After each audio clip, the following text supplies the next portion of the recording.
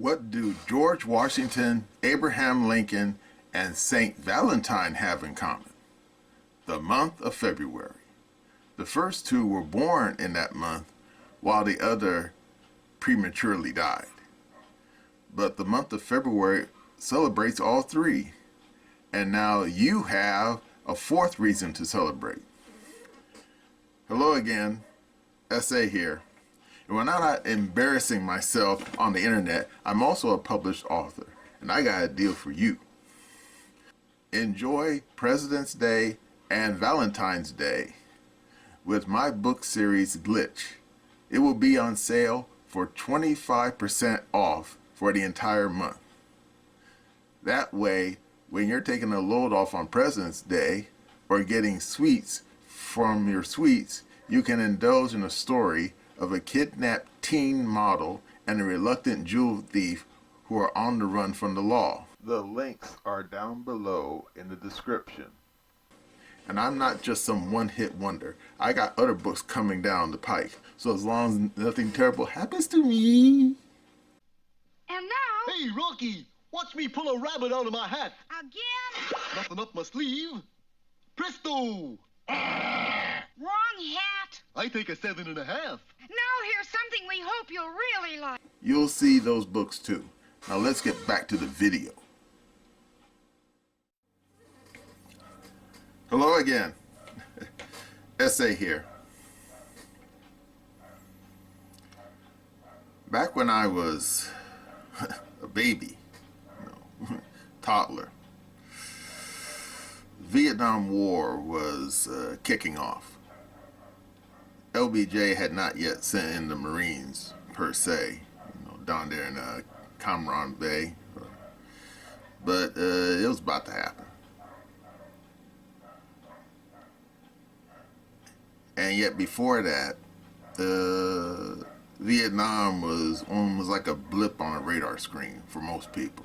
I mean, if you mentioned Vietnam back when I was a toddler, they couldn't find it on the map. They say, Vietnam, what's that? Some kind of brand new hip band?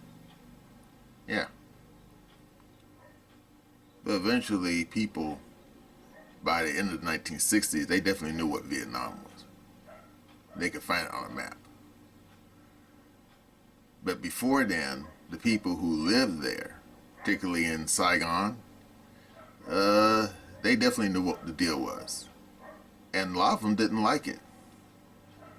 And yet, many of them were basically helpless to do anything about it.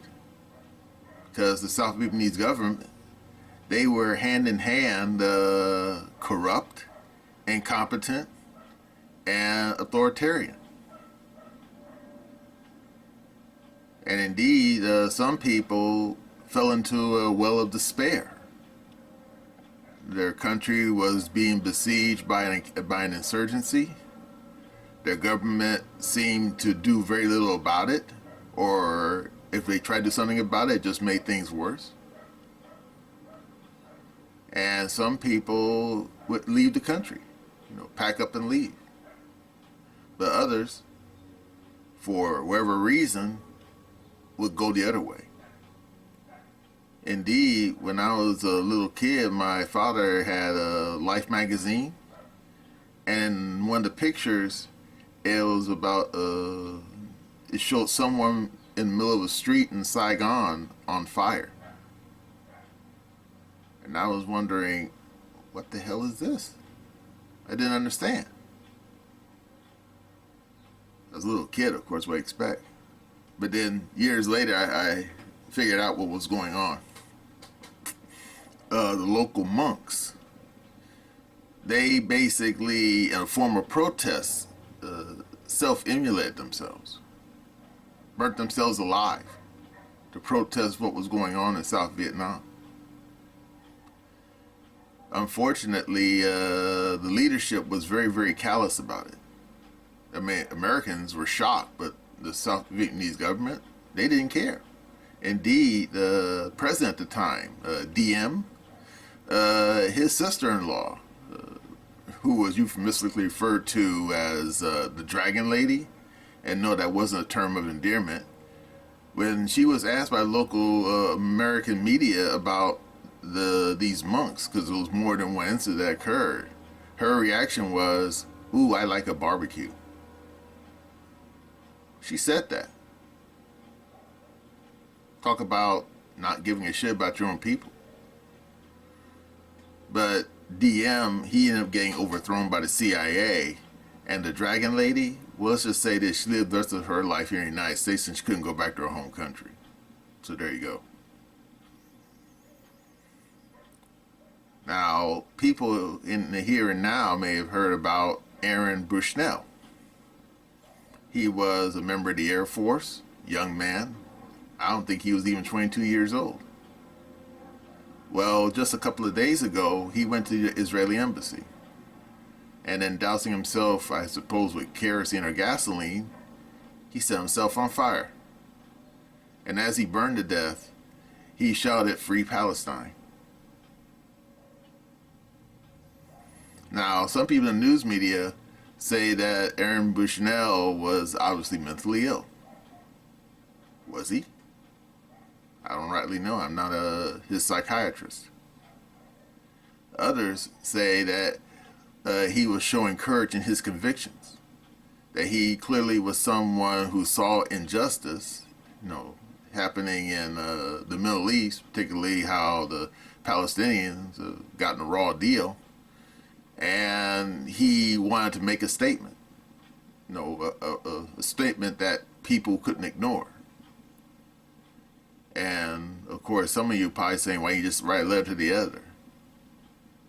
I don't rightly know. I mean, people have protested injustice in the past. Indeed, back during the days of slavery, the Quakers, they would protest all the time. They wouldn't set themselves on fire, but they would protest. And you had people like Frederick Douglass. He protested too. And he was once a slave. So he definitely had firsthand experience on what slavery was like. But did anyone give in to self-immolation? No. Why? Maybe because they felt that, as my mom would say, doing God's work was probably more, what's the word for it? Productive. I concur. Now, Aaron Bushnell, I think that he, like those monks in Vietnam, may have given in to despair. He probably felt helpless. He probably saw more than a few videos on TikTok. Most young people are on TikTok nowadays. And he felt helpless. He felt, what can I do? I don't know what to do. Well, he could go to the Middle East, pick up a rifle and join Hamas, I suppose, to fight the Israeli army. And how far would that get him? Indeed, back in the past, a lot of young men, when they saw injustice, would do just that.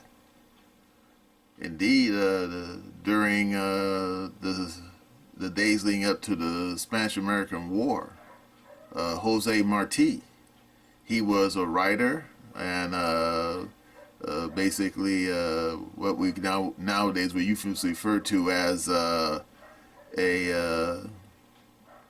social justice warrior. And he saw the injustice that the Cuban people were living under Spanish rule. Now, of course, some of you say right now, yeah, but that was back in the past. True. That doesn't mean that people didn't have a way of protesting injustice. But in the case of Jose Marti, he, like Aaron Bushnell, felt that just simply writing letters to the editor wasn't good enough. He had to do something real. So according to the history books, Jose Marti got on his horse and took a borrowed pistol and went to the local Spanish army base. Actually, it was more like a bunch of Spanish soldiers bivouacked somewhere. And he charged them, firing the pistol. You can probably guess what happened next. Spanish soldiers fired upon him and killed him. So there you go. And at the time, people felt that Jose Marti was committing suicide. No. He basically felt that he had to do something. He just couldn't stand by the wayside and just watch injustice. So there you go. And indeed, there's been other acts of people who would do that. Indeed, during the Spanish Civil War, you had something called the Abraham Lincoln Brigade, where you had a bunch of volunteers, probably from the United States, who didn't like what was going on in Spain, and they got themselves together and went off to fight the Franco and the fascists. Were they successful? According to the history books, no. In fact, in the end, the fascists won the Spanish Civil War. And a lot of those people in the Abraham Lincoln Brigade either died or were later captured by Franco and his soldiers.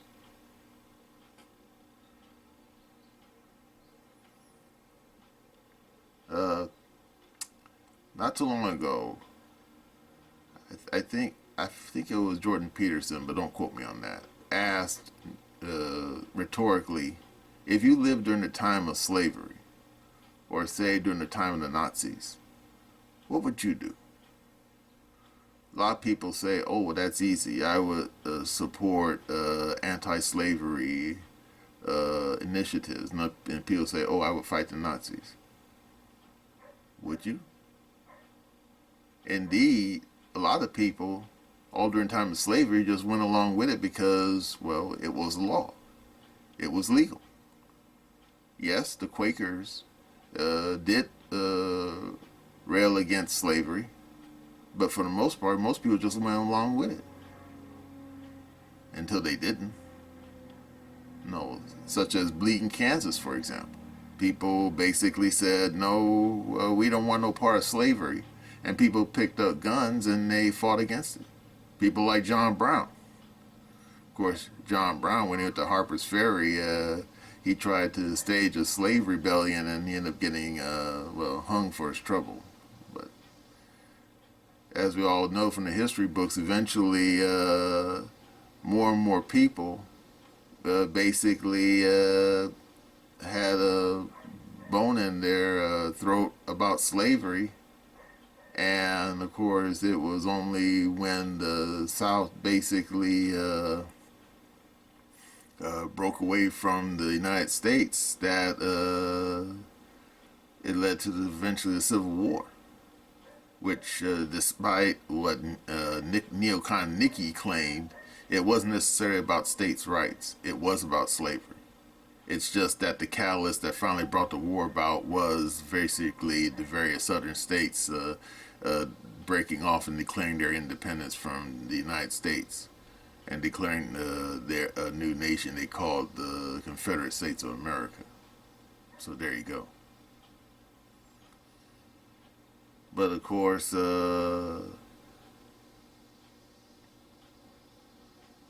people, even during the time of the Nazis, not everyone fought against them.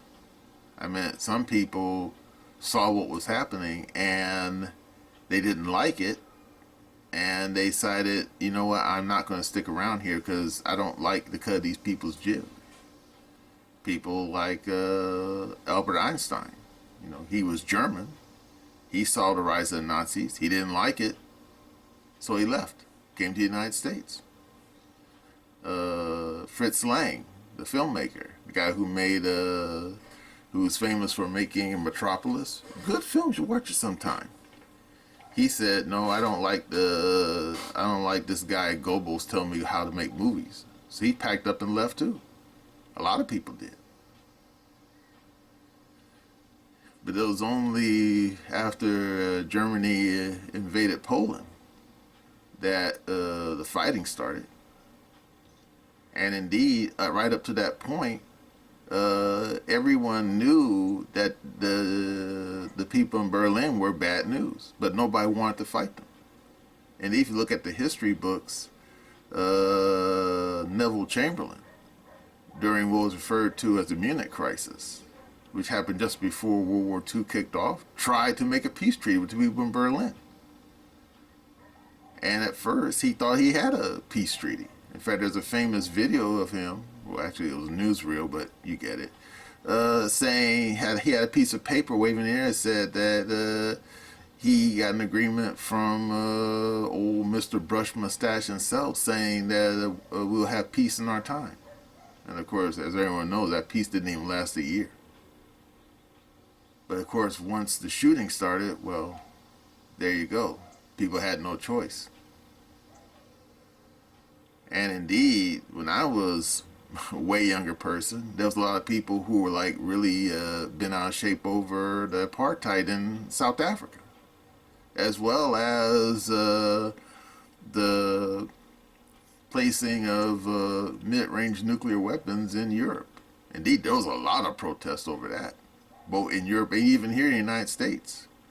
Anyone who was around remembers how old Ronald Reagan wanted to put cruise missiles and Patriot 2 missiles in Europe, and people got really riled up over that. I mean, there was multiple protests all over Europe about that. And indeed, people actually went to some of the military bases where these missiles were being stored, and out there with the protest signs. And some of these people even hopped the fence. Of course, they got arrested by the damn base guards, but still.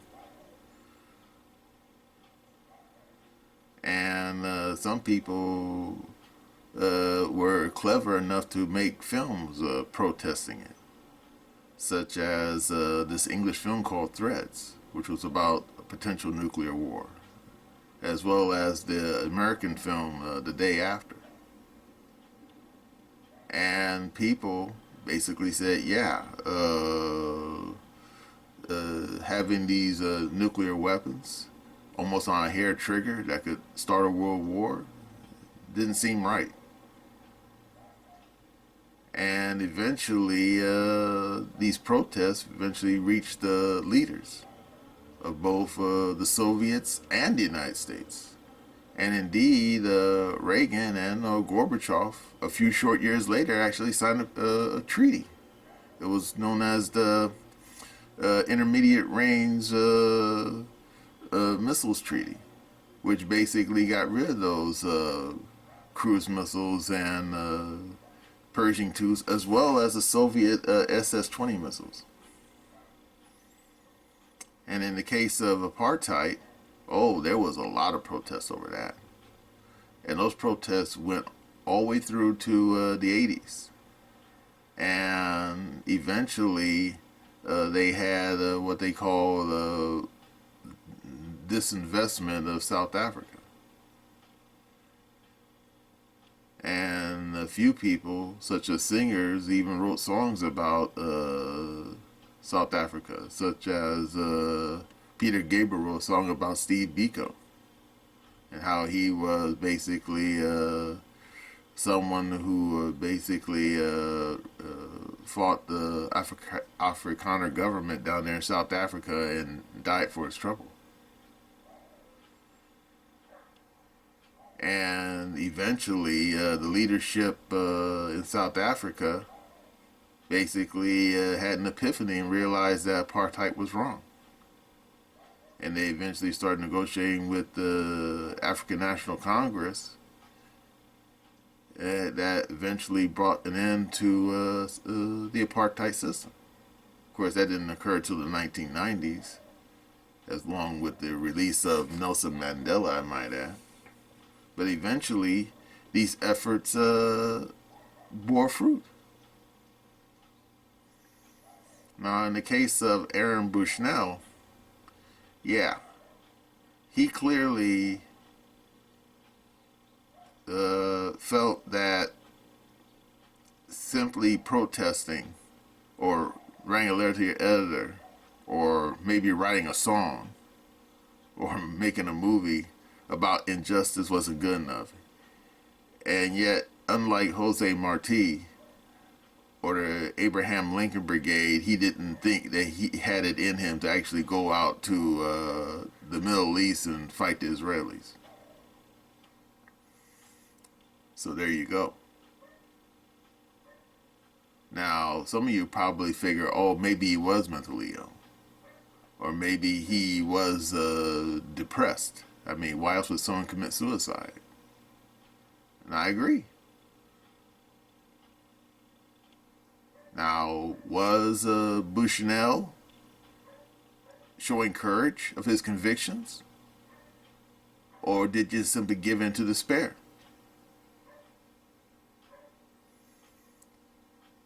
We'll never know, since the man's dead. But knowing how injustice is fought in the world, it's better be amongst the living with your shoulder metaphorically against the grindstone than to be a dead martyr. Because when Jose Marti attacked those Spanish soldiers all those years ago, did he end Spanish rule in Cuba? No. Only ended when the United States invaded. And it had nothing to do with Marti either. It had to do with the sinking of the American warship, the Maine, which I'm not going to get into. And did the Abraham Lincoln Brigade, did their actions bring about the end of Franco's regime? No. It only came to an end with Franco's death in the 1970s. And those monks who set themselves on fire in the streets of Saigon, did their self-immolation bring about the end of the insurgency and the war in Vietnam? No, it didn't.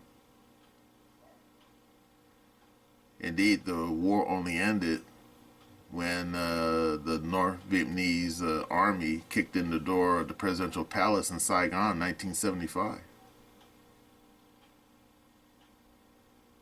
So you would take it as you wish, but Aaron Bushnell, his protest was loud, it was glaring, it was extreme, but in the end, Aaron Bushnell probably would have made more of a difference alive than dead.